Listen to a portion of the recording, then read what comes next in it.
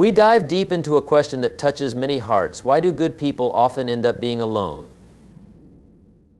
It's a question that many of us may have asked ourselves at some point in our lives, especially when our hearts are full of love, kindness, and compassion, yet we find ourselves standing in solitude. Let's first acknowledge that being a good person is not a weakness, it's a strength. It's a trait that enriches the world. But paradoxically, it can sometimes feel like a burden. You see, good people often carry an invisible weight. They pour themselves into others, offering support, love, and understanding. They give without expecting anything in return. However, over time, this selflessness can leave them emotionally drained, as their kindness is not always reciprocated in the way they hope. What happens then? The more we give, the more we expect, and when others fall short of meeting our expectations, disappointment creeps in. It's important to recognize that when we set our standards so high for how others should treat us, we may unknowingly set ourselves up for disappointment. Sometimes people don't know how to give back in the same way, and that can leave the good person feeling isolated. Another reason good people often find themselves alone is the fear of vulnerability. When you've spent your life caring for others and putting them first, it becomes hard to open up. There's a fear that if you show your true self, your needs, your flaws, someone might take advantage of that. You may wonder, will they still love me for who I really am? Or will they see my vulnerability as a weakness? This fear can create emotional walls, preventing the deep connections that could bring comfort and companionship.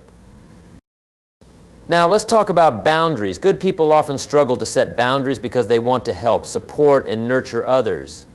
But if you're always putting others first without considering your own needs, you will quickly deplete your energy. The inability to say no can lead to burnout, and when you're burned out, it's easy to feel alone, even in a room full of people. Good people by nature want to help everyone, but it's essential to remember that we cannot pour from an empty cup. Healthy boundaries are not just important, they are necessary for emotional survival. But here's the beautiful thing, being alone doesn't mean being lonely. In fact, solitude can be one of the most powerful forces in your life. When we are alone, we have the space to reflect, to grow, and to reconnect with ourselves. It's in these moments of solitude that we discover who we truly are beyond the roles we play for others. We find strength in our independence, and we start to realize that our worth does not depend on the validation or company of others. Being alone allows you to focus on your dreams, your passions, and your desires. It's not a space of absence, it's a space of possibility. And it's here in this quiet moment that you begin to build the foundation for healthier relationships. By strengthening your relationship with yourself, you prepare for the day when the right people, those who truly understand and appreciate your goodness, will come into your life. So remember, good people may end up being alone for a time, but they are never truly lonely. They are in the process of becoming the best version of themselves. And that journey is something we all need to honor.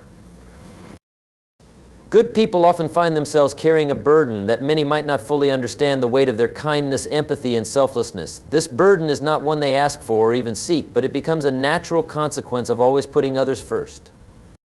The heart of a good person is often open and giving, constantly reaching out to help those around them. Whether it's offering a listening ear to a friend in need, offering support during someone's difficult time, or simply being there to comfort and uplift others, good people wear their compassion as a badge of honor. However, what's often overlooked is the emotional cost that comes with it. The act of constantly giving without expecting anything in return can create a sense of exhaustion that builds up over time. At first, helping others feels fulfilling. The joy of seeing someone else happy or at ease because of your support is deeply rewarding.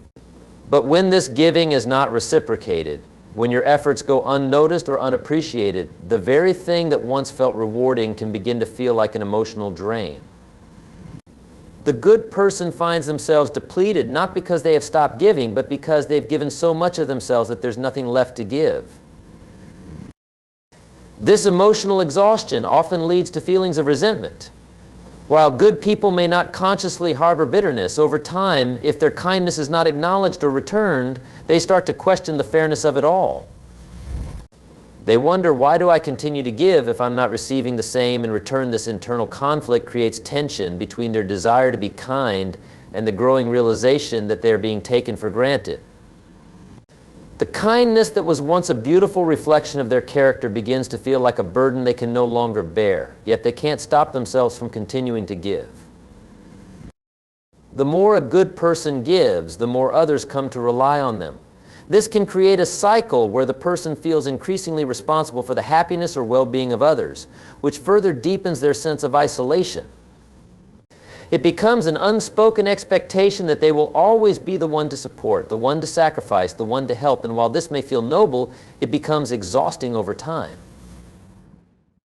The person giving so much of themselves may look around one day and realize that they are the only one left giving, while everyone else has taken what they need and moved on.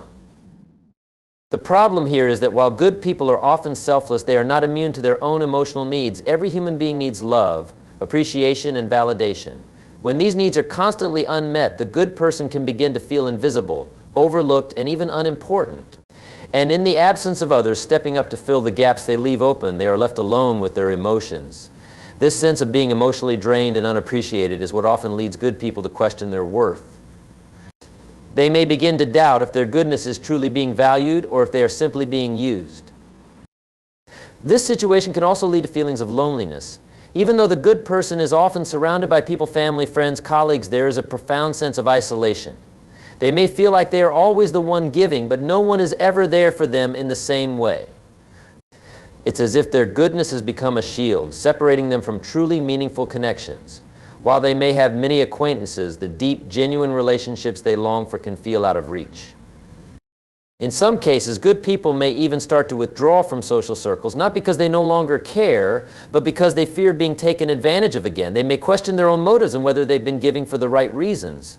It's at this point that the weight of their kindness becomes too much to bear. The very qualities that make them good, empathy, generosity, and selflessness, become the source of their own isolation.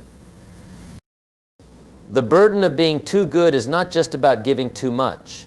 It's about the emotional toll that comes with constantly trying to meet the needs of others while neglecting one's own emotional well-being. It's about the loneliness that creeps in when no one else steps up to offer the same level of support in return. And it's about the internal struggle between wanting to be there for others while also recognizing the need to preserve one's own mental and emotional health. Being a good person often comes with an unspoken vulnerability. At the heart of goodness lies a desire to connect, to help, and to give. But for many, this desire comes at a cost, the fear of being vulnerable. When you are someone who has always been there for others, who has always been the rock, the pillar of support, it becomes incredibly difficult to show your own cracks, your own needs, and your own desires. For good people, there's often a deep-seated fear that by showing vulnerability, they may be exposed to rejection or worse, exploitation. The fear of vulnerability is deeply rooted in the idea that showing your true self, your fears, your insecurities, your struggles will make you appear weak or unworthy of love and affection. Good people often spend so much time caring for others that they neglect to care for themselves emotionally. They become adept at listening to the problems of others, offering solutions and providing comfort, but when it comes time to share their own experiences or express their own feelings, they hesitate. There is a fear that if they show their true selves, the mask they've carefully crafted, the one that represents their goodness, will crumble. They worry that others may not see them as strong or capable anymore. This fear is not without merit. Society often values strength, independence, and self-sufficiency, and while there is nothing wrong with these traits, they can sometimes overshadow the importance of emotional openness. People are often praised for being the strong ones, the ones who don't need help, the ones who can carry the weight of the world on their shoulders without faltering. But in this relentless pursuit of appearing strong, good people often suppress their own emotional needs, putting themselves at risk of burnout and isolation. The fear of vulnerability also stems from a deep concern about being taken advantage of. For those who are naturally kind and compassionate, the fear that others might exploit their goodwill can be overwhelming. They worry that if they open up too much, others may see their vulnerability as an opportunity to manipulate or hurt them. This concern is not unfounded. There are people in the world who take advantage of others' kindness, who see a compassionate person as an easy target. And for good people, this potential for betrayal makes them hesitant to lower their emotional guard. This fear of vulnerability can also stem from past experiences. If someone has been hurt before, whether emotionally, physically, or psychologically, they may carry the scars of those experiences into their future relationships. A good person who has been betrayed or rejected in the past might feel that opening up again will only lead to more pain. They may feel as though being vulnerable is synonymous with being exposed, leaving them open to the same hurt they experienced before. Over time, this fear of being vulnerable can lead to emotional walls. While these walls may seem like a protective mechanism, they ultimately isolate the good person from forming deeper, more meaningful connections with others. The fear that others won't understand or appreciate their true selves keeps them from opening up fully. They may feel as though they must always appear perfect, always have their life together, and always be the one who has it all figured out. And while this can maintain an image of strength, it prevents the kind of authenticity that allows true emotional intimacy to flourish. As a result, good people often find themselves feeling isolated even when surrounded by others. They may have many friends or acquaintances, but those relationships tend to stay surface level. The inability to share their own vulnerabilities means they can never truly connect with others on a deeper emotional level. The more they hold back, the more alone they may feel, even in a crowd. They may even question their own worth, feeling as though they are constantly giving to others but never receiving the same emotional support in return.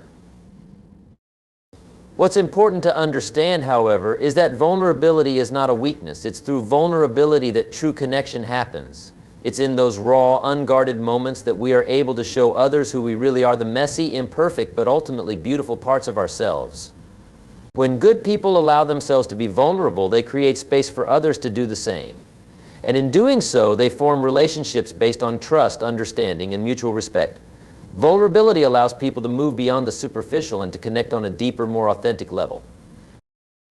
The fear of vulnerability is something that good people must learn to overcome if they are to experience the deep, fulfilling relationships they long for. It requires a shift in mindset, a recognition that showing weakness does not diminish strength. Vulnerability is not about exposing yourself to harm, it's about allowing others to see the real you, flaws and all. It's in this realness that genuine connections are born, and in this connection that the true value of being a good person is realized. The act of giving is something that often defines good people, yet what is frequently overlooked is the toll it can take when others fail to meet you halfway. Good people are natural givers, whether it's their time, energy, or resources. They find joy in supporting others. They believe that kindness is a value to be shared, that their role in the world is to uplift, encourage, and help others grow. However, when the cycle of giving is not reciprocated, when they give more than they receive, the balance becomes disrupted. Over time, this imbalance can lead to feelings of exhaustion, frustration, and even resentment. One of the fundamental reasons why this imbalance occurs is the expectation that kindness and generosity will be met with gratitude or returned in some form. Good people often assume that the people they help will recognize the effort and extend the same support when it's their turn to need help. But often, this expectation is not met. When the help that was offered is not reciprocated, the good person begins to feel as though their generosity is being taken for granted. This sense of being overlooked can lead to a slow build-up of frustration as they feel they are giving without ever receiving what they truly need in return: validation, appreciation, and the same level of care. The emotional toll this one-sided giving is compounded by the fact that the more good people give, the more others come to rely on them. They become the go-to person for support, advice, or help. While this might initially feel rewarding, over time it creates an environment where the good person is always the one giving and others start to take their presence and their support for granted. The good person may find themselves stuck in a cycle where they are constantly providing for others, but no one ever steps up to provide for them. And this can create a sense of isolation even in the midst of relationships and social circles. The cycle of one-sided giving can also lead to burnout. Emotional exhaustion from continually giving without receiving can drain a person's energy and enthusiasm.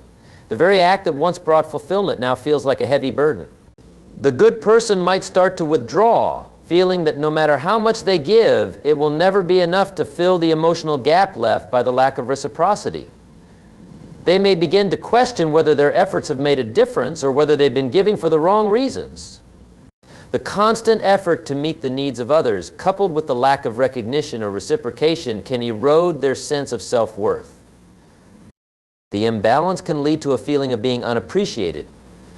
Good people often give not for accolades or recognition, but because they genuinely care about others. Yet when their efforts go unnoticed or unappreciated, they begin to question their value in relationships. When you give and give without receiving in return, it can feel as though you are invisible. Your presence, your contributions, and your care for others seem to go unrecognized. And in this environment, loneliness can creep in. Despite being surrounded by people, the good person might feel disconnected because their emotional needs are unmet. They are giving to others, but there is no one there to give back to them in the way they need. The reality is that good people need to receive as much as they give. They need to feel valued, to experience care, and to know that the kindness they extend to others is not only appreciated but also returned in some way. Without this balance, the act of giving becomes a one-way street that leads to exhaustion and emotional depletion. But the challenge is that good people often struggle to ask for help. They are so used to being the helper that it becomes difficult to express their own needs. They fear that asking for help might make them seem weak or incapable.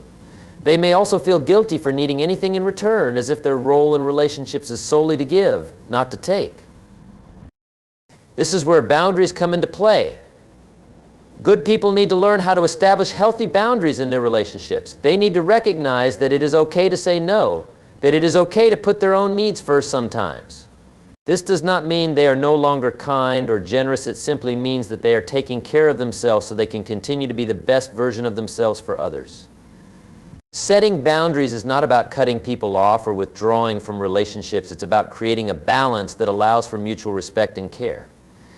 When good people learn to set these boundaries, they can break free from the cycle of one-sided giving and create relationships where giving and receiving flow in a healthy and balanced way.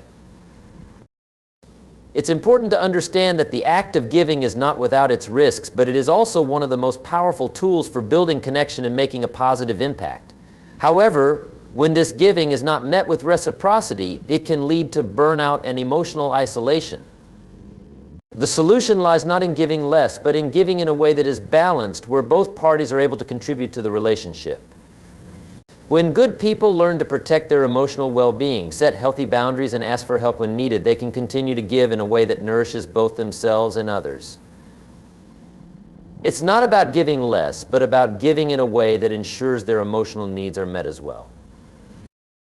For good people, the desire to protect and help others often leads to a pattern of self-sacrifice, where their own needs and desires are pushed aside in favor of those around them. This tendency to constantly put others first is not always the result of a conscious decision, but rather a deep-seated belief that their worth is tied to their ability to help, support, and be there for others. They may feel that their value is dependent on their ability to give without asking for anything in return. However, this selflessness, while rooted in good intentions, can ultimately leave them feeling unfulfilled and emotionally drained. The problem with self-sacrifice is that it often comes at the expense of one's own well-being. When good people consistently put others' needs before their own, they may feel as though they have no time or energy left to care for themselves. This might manifest in physical exhaustion, emotional burnout, or a general sense of dissatisfaction with life. Over time, they may begin to feel that their own desires, needs, and aspirations are secondary or even irrelevant. The constant act of putting others first creates a cycle where they neglect themselves, leading to a sense of emptiness and loneliness. One of the most challenging aspects of this behavior is that good people often feel guilty when they do take time for themselves. There's a pervasive belief that focusing on their own needs is selfish, or that they should always be available for others. This mindset can make it difficult for them to set boundaries or ask for help when they need it. The idea that their worth is only tied to their ability to serve others creates a constant pressure to be selfless, to give more, and to never stop caring for the people around them. But this approach is unsustainable in the long run. Without taking time to replenish their own emotional reserves, good people risk becoming depleted, resentful, and ultimately disconnected from their own desires and goals. The constant act of self-sacrifice also creates an unspoken expectation from others. Over time, people may come to rely on the good person's generosity and support without ever offering to return the favor. They may take the good person's presence for granted, assuming that they will always be there to help, regardless of the cost. This expectation can lead to feelings of being used or taken advantage of. Good people may feel as though they are being valued only for what they can give, rather than for who they truly are. This one-sided dynamic can be emotionally draining, as it reinforces the belief that their needs and feelings don't matter as much as those of others. Moreover, when good people become so focused on serving others, they may lose sight of their own passions, interests, and dreams. The time and energy they once devoted to their own personal growth and fulfillment are often redirected toward helping others achieve their goals. They might find themselves caught in a cycle of prioritizing others' success while putting their own aspirations on hold. This can lead to a sense of regret or frustration as they realize that their own potential has been sidelined in the pursuit of others' happiness. The longer they stay in this role of constant self-sacrifice, the more difficult it becomes to break free and focus on their own dreams.